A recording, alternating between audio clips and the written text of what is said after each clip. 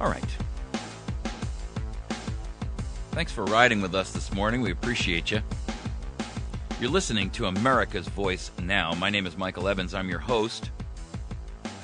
We're going to tap onto our last issue this morning, and that is the ongoing saga of Benghazi. You know, it would appear that the Ministry of Propaganda would love nothing more than for the entire Benghazi issue to just go away.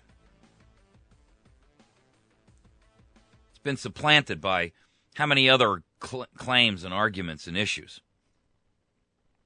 Well, Chris Wallace yesterday interviewed the chief of staff for the White House, Dennis McDonough, why the perpetrators had not been brought to justice so far. And, you know, this is an obvious question that we've got to ask, because here we are a full year later, and the evidence is all around us that, you know, first of all, that this was a dirty deal gone bad. But more importantly, the person they claim to be responsible is known, named, and even indicted.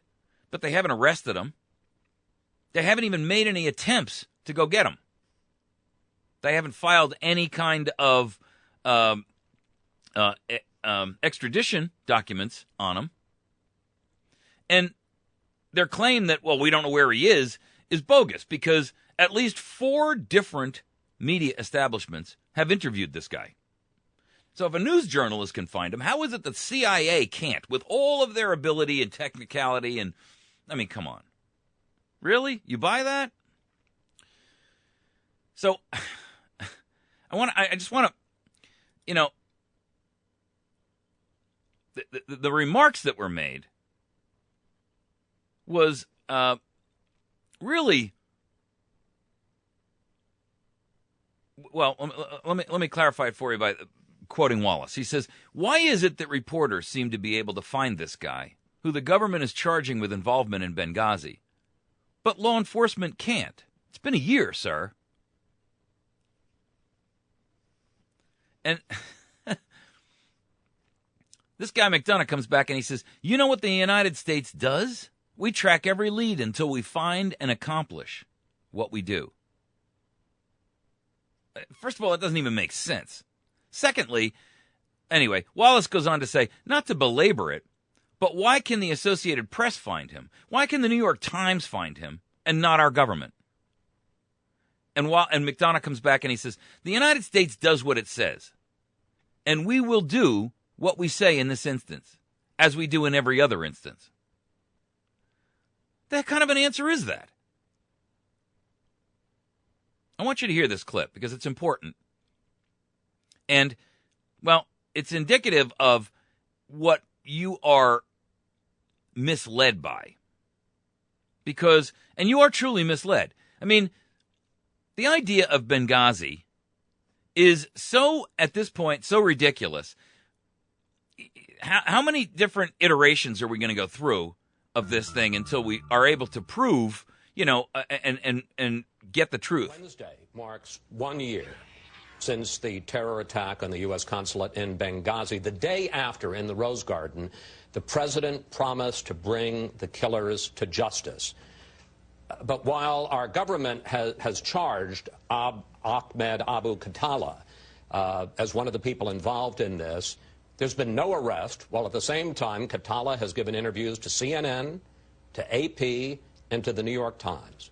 Why is it that reporters seem to be able to find this guy who the government is charging for involvement in Benghazi, but our law enforcement can't find him? Look, we've been very clear that we will hold those people who carried out this dastardly, heinous attack against our people it's to been account. A year, sir. It has been a year, and you know what the United States does, Chris? Is we track every lead until we find and can accomplish what we say we will do. But why can't we find Khattala when AP can? This president has demonstrated that, and we will do that. Again, finally, not to belabor it, but why can AP find him? Why can the New York Times find him and not our government? The United States government does what it says, and we will do what we say in this instance, as we do in every other instance, Chris. I have no doubt about that. Mr. McDonough, we want to thank you so much for coming. I wouldn't thank that guy. I'd kick him off my stage for being a liar on public television. I mean, really. What the heck does that mean? It's an empty promise with no teeth, the concept of what has transpired here. I'm going to tell you why they really won't allow Benghazi to become fully investigated. And this, by the way, this gun points at Congress and this administration. They all know that if the American public ever found out what Benghazi was really about, they'd all find themselves on the other end of a charge of treason for aiding and abetting the enemy. That, ladies and gentlemen, is the truth. They can throw around any kind of nonsense they want about Benghazi. They can tell you all kinds of lies. But the simple truth is, Congress, Republicans and Democrats, are complicit with this administration in an arms trafficking deal that would have them all up on the charge of treason for aiding and abetting the enemy. Al-Qaeda and those rebels who are fighting in Syria right now. That's the truth. Everything else is marketing. What we do know is that when you add up all of the pieces of Benghazi, none of them match. We're not even, there's puzzle pieces all over the table that Congress has thrown out there. They're not even from the same puzzle. So you're never going to get the full picture because Congress is playing a game. They're playing a game of throw a lot of false chaff out there so that the missile can't actually find the plane. That's what this is all about. They don't want you, the American populace, to understand that this administration in particular, the CIA in particular, has committed an act of treason. Treason against the American people because they have aided and abetted our sworn enemy. That's why they're not arresting this guy and bringing him back. You know why? Because in a court of law, he gets to open his mouth. That's why the people who are in the know are being punished and penalized and hidden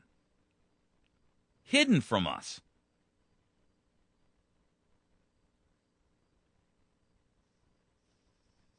You see,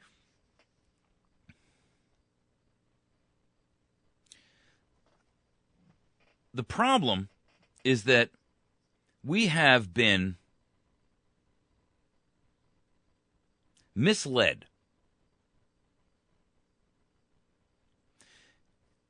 And the people who can actually tell us the truth about what happened in Benghazi are either hidden away from us.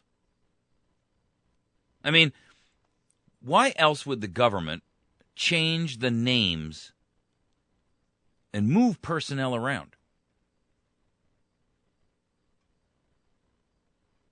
Why would that happen? I put out the story today on our Facebook page and on our website, and you can find it out there. The people who have actually come out here and spoken about it and testified have begged to be able to testify under oath. Because by doing so, they would get plausible protection from what they know is going to be retaliation. In other words, they know and are already being retaliated against.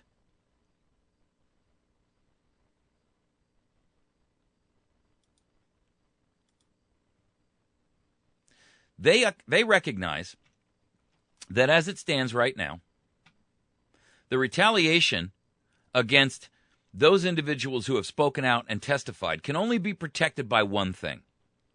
And that one element of protection is simply this.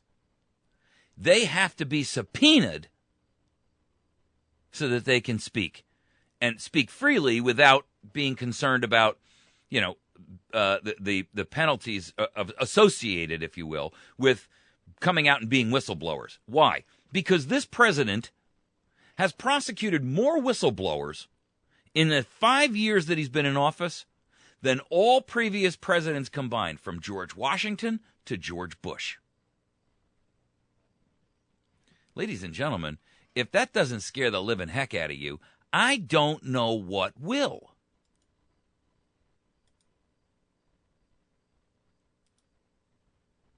Why would this administration, which swears to be the most transparent, become the most abusive of that transparency? The Benghazi whistleblower, Gregory Hicks, is being punished, and he's come right out and said he's being punished on ABC News. He was the former deputy chief of the mission in Libya.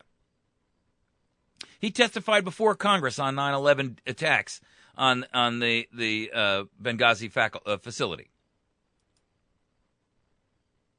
He says today he is being punished for speaking out. He's been closeted. In other words, they're holding him but not giving him any functional role in what he's supposed to be doing. So we're paying this guy, but he can't accomplish any of his job. Listen to him. You've had, quite a journey yourself in this last year. Decided to speak to Congress. Yes. Back in May. Since then, it appears you've been in something of career limbo inside the State Department.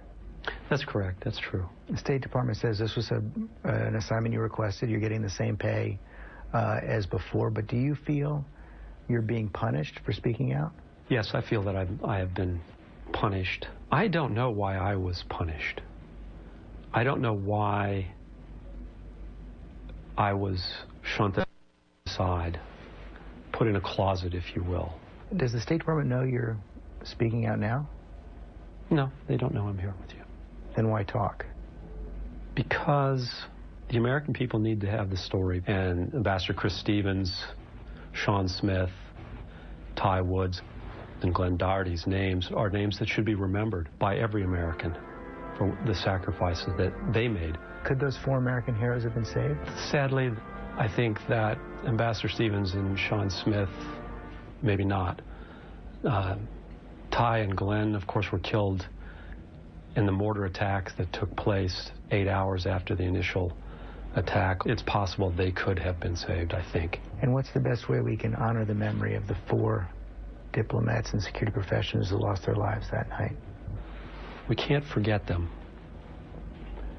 And we need to make sure that those people who are going out into the world on our behalf have the tools that they need and the resources they need to do the job that they've been asked to do for the people of the United States.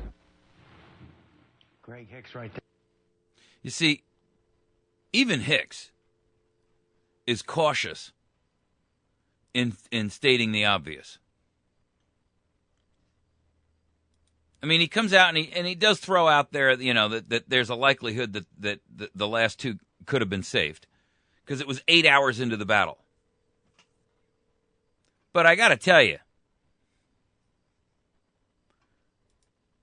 when we're talking about the issues of what transpired in Benghazi, and he may not know how deep down the rabbit hole this went because he was with Department of State, not CIA. But why are 19 other individuals being kept in hiding and kept away, and their names have been actually changed, and they've been reassigned and shunted off? Congress has been prohibited from speaking to them, from hearing their testimony, or even knowing their names. Now, look, I get it that executive power has been on the grow and congressional legislative power has been on the wane in this country for multiple presidencies now. If Congress does not demand its oversight role against executive power, at this point, we almost have nothing further to talk about. We may as well have a monarchy. If the administration says, you can't talk to them, we're not even telling you who they were, that's it. And Congress meekly says, oh, all right. Then what role do they serve? What function do they accomplish? What purpose do they have? You see, if they're willing to capitulate on something like this, there's no surprises when they start capitulating on other things that are against your best interest. I know they've been holding these BS hearings about sitting there trying to, throw it out there that, we're looking into it. They've been at it for a year. They haven't accomplished a darn thing. They've accomplished nothing. The simple truth is, if you want to know what happened in Benghazi, you need a special prosecutor brought in here who is outside the gamesmanship of Washington, who will sit there and has, one, subpoena power, investigatory power, and criminal charge power that cuts across every other line, and has a team of investigators who can actually forensically identify exactly what happened over there. They need access to every document without any locked doors, without any sealed rooms, none of that nonsense. They got to be able to walk in and flash a badge and say, I'm here and I have 100% authority.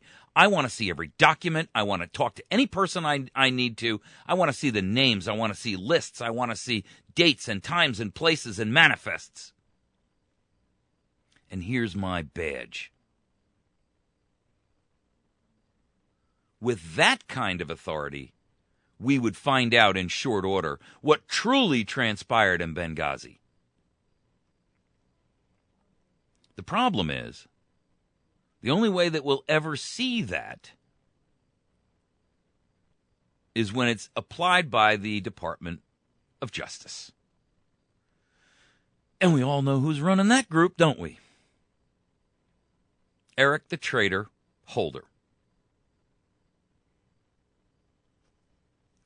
This is why I have reiterated time and time and time and time and time and time and time again that what we really need in this nation is an ombudsman program with teeth, authority, and a moral and ethical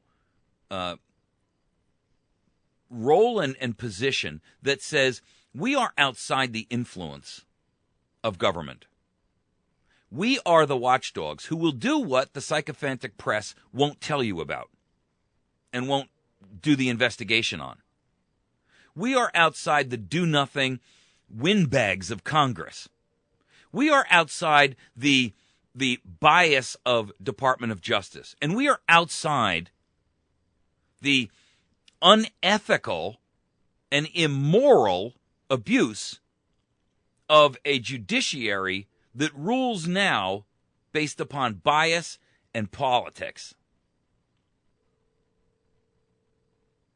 That group of ombudsmen must have power and authority that exceeds that of virtually everyone else. In other words, no one has the right to close the door to them. They have 100% super-duper, toppest, secretest clearance and authorization. They can walk into the White House and grab that logbook and say, I don't care whether the court says your logbook is protected. I want to see every visitor that's walked into this building, period, bar none. I want to know the names of every guy in Benghazi. I want to know who was there. I want to see the manifest. Mr. CIA Director, get out of my way. Unlock that file cabinet or I'll unlock it myself.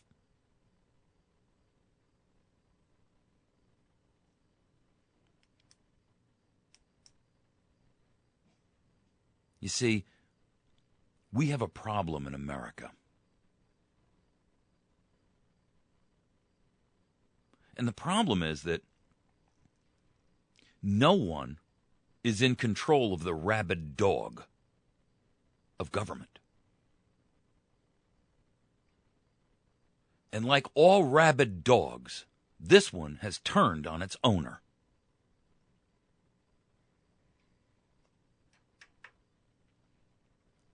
We are in a dangerous place.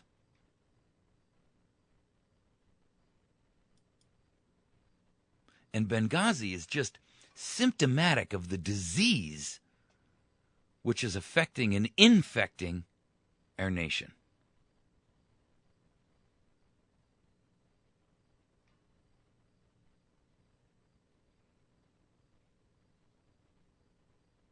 I'm telling you, the people who are building these walls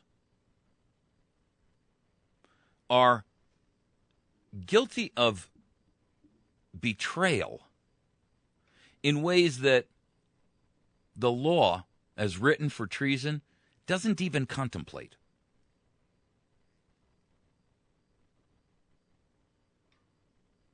The reason that nothing is ever done is because everyone who is in a position of authority to do something about it is in on it.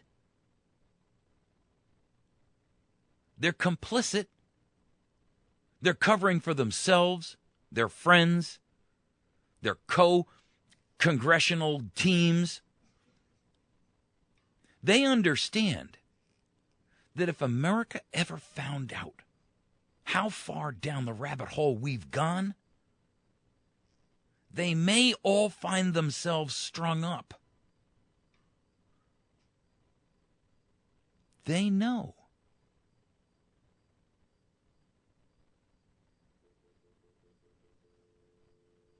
They know what's been going on. They've participated, or they've pretended to keep their blinders on and didn't notice. But you see, in an area where they pretend they didn't know, there's plenty of other areas where they were actually the perpetrator of the crime.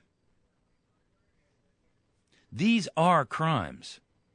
Crimes against America. Crimes against you and me. Crimes against our Constitution. And crimes against humanity. If you think for one moment that the incursion we're about to make into Syria is not going to result in collateral damage, deaths of civilians,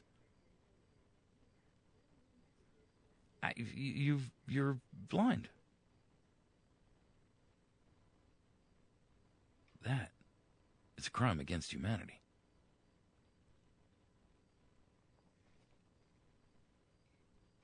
We've entered a time where the rule of law has been suspended, and we are now operating under the rule of man in a soft tyranny that the world has never seen before. We're on a merry-go-round, and most Americans are trying to pretend and close their eyes against the vertigo they're feeling as we go around and around and around and around and around, faster and faster and faster and faster. I won't get sick, I won't get sick, I won't get sick, I won't...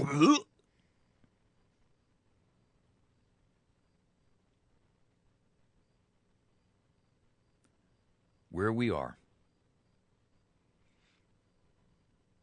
In America, if you don't recognize it, please, please look around you. Where we are is in the final stages of the soft tyranny. There's only one place left to go.